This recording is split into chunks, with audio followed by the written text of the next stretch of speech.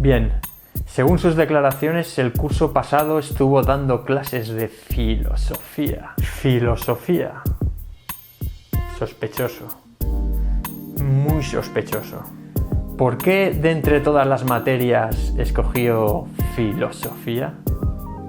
¿Acaso quería inculcar ideas extravagantes? ¿Quería que la juventud pensara por sí mismo? ¿No sabe usted que la filosofía no sirve para nada? Yo solo sé que no sé nada.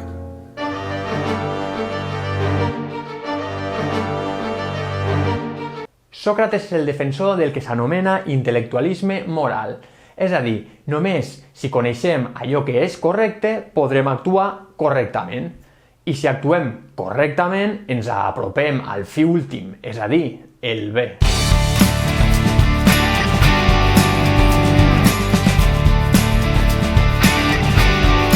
Per tant, el bé està relacionat amb el coneixement i amb la saviesa. En canvi, el mal està relacionat amb la ignorància. La gent dolenta, segons Sócrates, no sap que en realitat està sent dolenta. Me está llamando ignorante.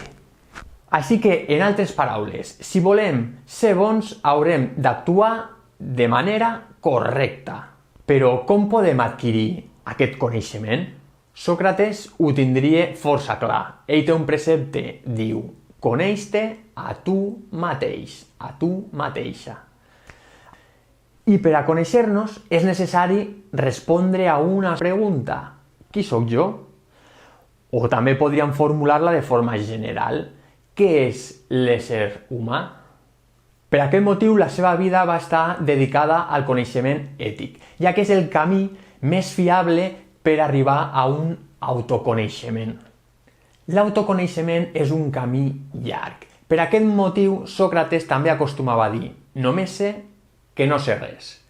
Ell creia que la gent ignorava fins i tot aquest precepte, perquè tothom es pensa que és més savi del que és. Tothom està satisfet amb la seva pròpia intel·ligència. Per tant, Sòcrates va dedicar tota la seva vida a ajudar a les demés persones a conèixer-se a elles mateixes.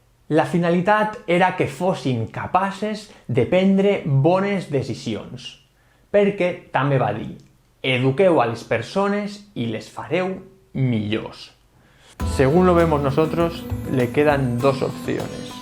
A, o abandona el trabajo de filosofía. Nosotros le proporcionaremos uno como director de una multinacional y una nueva identidad. O B, la pena de muerte.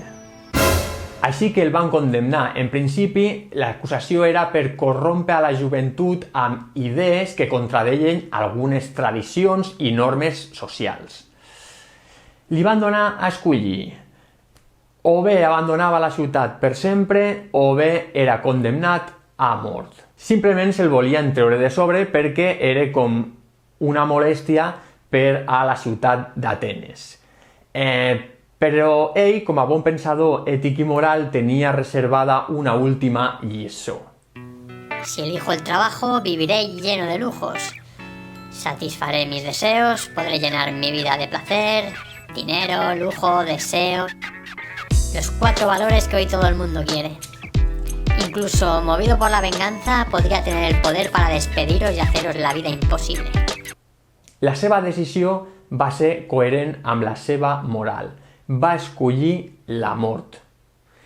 Ni els seus enemics més acèrrims s'imaginaven que triaria aquesta opció. Por desgracia, tendría que vivir con la mala conciencia de haber traicionado a mis convicciones.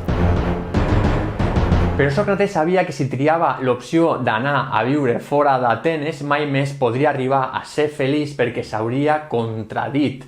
Hauria contradit les seves pròpies conviccions. ¿Convicciones? ¿Qué es eso? Así le vamos preparando la silla de su nuevo despacho, ¿no? No. Lléname la copa de veneno que quiero morir. Antes prefiero la muerte que vivir contigo. Dame veneno que prefiero morir. Què hauríeu fet vosaltres en la seva situació?